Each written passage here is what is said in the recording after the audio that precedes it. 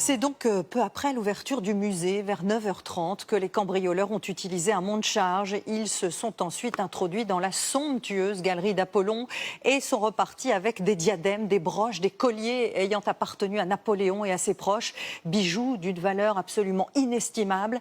Et c'est la simplicité désarmante du mode opératoire qui interroge. Elena Despatureaux, Lise Cloy et Raphaël Maillochon.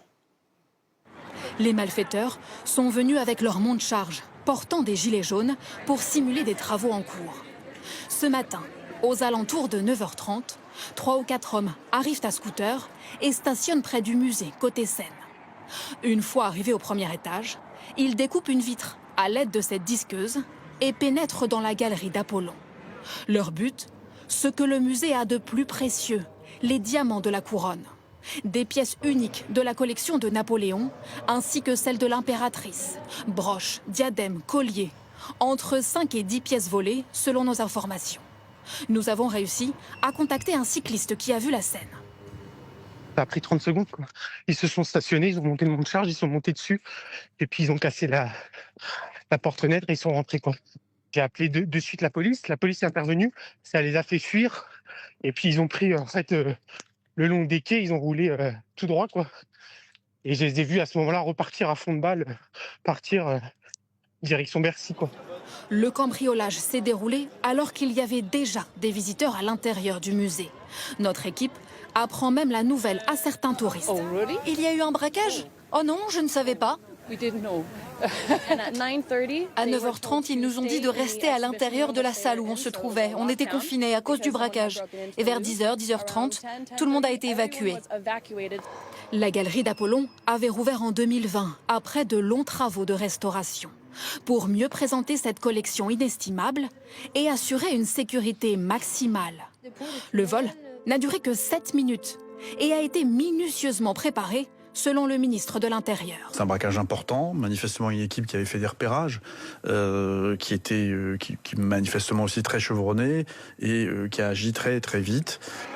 Le musée restera fermé toute la journée. La police scientifique est sur place. Les auteurs du vol sont toujours activement recherchés.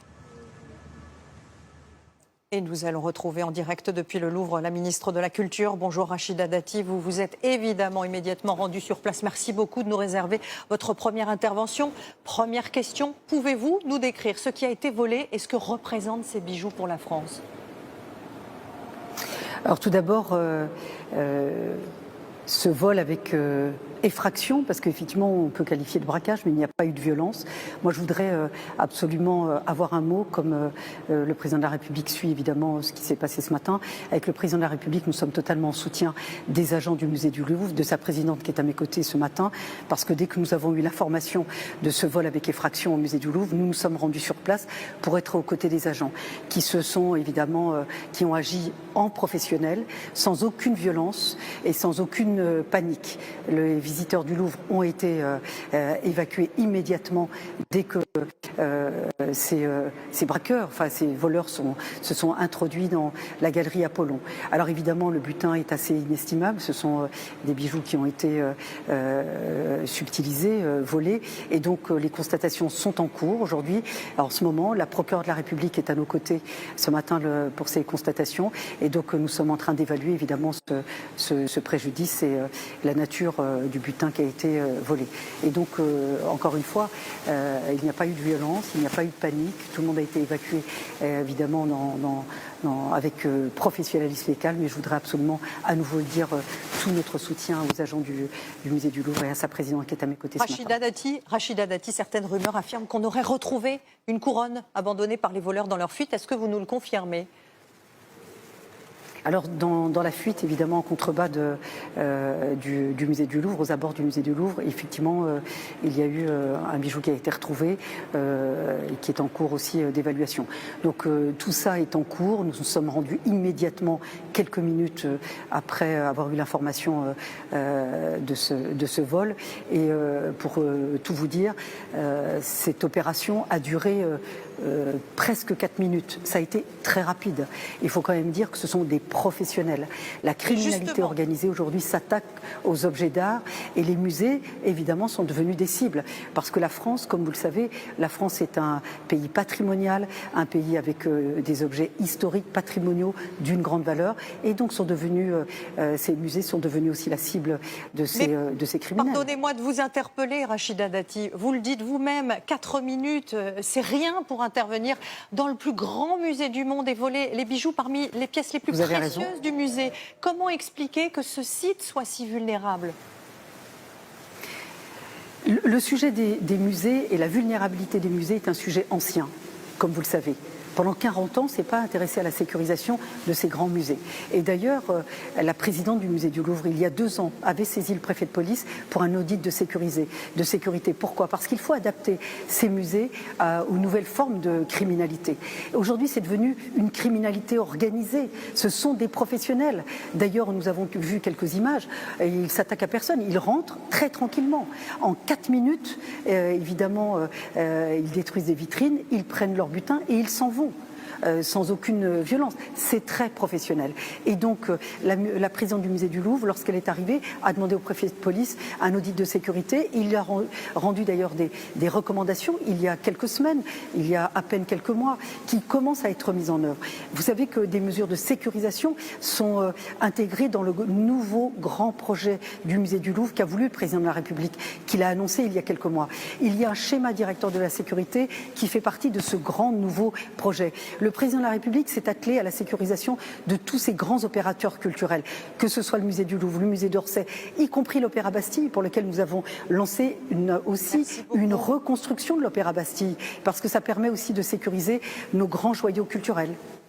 Merci beaucoup Rachida Dati d'avoir accepté de répondre à nos questions quelques heures après ce cambriolage évidemment spectaculaire. On parlait de la sécurité avec vous. Autre question qui interpelle, c'est la récurrence de ces cambriolages dans les musées français. Celui de ce matin s'ajoute, on le disait, à une longue liste. On pense notamment à ces pépites d'or qui avaient été dérobées en septembre au Muséum d'histoire naturelle, ce qui montre sans doute une certaine faille dans notre système. Delphine Sidbon. C'est un automne noir pour les musées en France. Depuis début septembre, au moins 3 d'entre eux ont subi des vols par effraction. La cible des cambrioleurs, de plus en plus, des objets compacts, faciles à transporter, moins connus du grand public mais d'une valeur patrimoniale immense. Comme ces 5 pépites d'or pures, dérobées au Muséum d'histoire naturelle il y a un mois. L'une d'elles, lourde de 5 kilos, datait d'il y a 1 milliard d'années. Ce qui est surtout terrible, c'est que chacun de ces spécimens a une origine, une histoire, une valeur scientifique. Et l'idée que ce soit juste fondu pour faire des lingots, ça nous désespère. Elles n'ont toujours pas été retrouvées. Pour s'introduire dans le musée, les malfrats avaient scié une porte de secours et troué la vitre blindée où se trouvaient les pépites à l'aide d'un chalumeau. À Limoges, début septembre, il n'a même pas été nécessaire de déployer un tel arsenal. Alors que 2 plats et un vase chinois d'une valeur d'au moins 6,5 millions d'euros ont été dérobés, le directeur nous expliquait ce paradoxe. Les vitres n'étaient pas blindées pour une bonne raison. La partie dans laquelle se trouvent les vitrines où il y a les objets qui ont été volés, les vitrines elles-mêmes sont classées. Évidemment que toutes les vitres ne sont pas des vitres modernes ultra blindées. Voilà le dilemme. Les œuvres doivent être facilement accessibles au public tout en étant protégées. Une sécurisation moins facile lorsque les ressources financières sont limitées, comme souvent pour les musées publics. Et désormais, ces braquages se font aussi loin des grandes villes. À Saran, en Corrèze, 2 attaques en seulement 48 heures il y a quelques jours, au cœur d'un musée qui abrite les cadeaux diplomatiques de Jacques Chirac. De l'argent liquide et une montre de collection ont été emportés. Le scénario d'aujourd'hui au musée du Louvre rappelle aussi le vol spectaculaire du musée d'art moderne en 2010. 5 chefs-d'œuvre, dont un Modigliani, un Matisse et un Picasso, avaient été emportés, des toiles jamais retrouvées et potentiellement détruites aujourd'hui.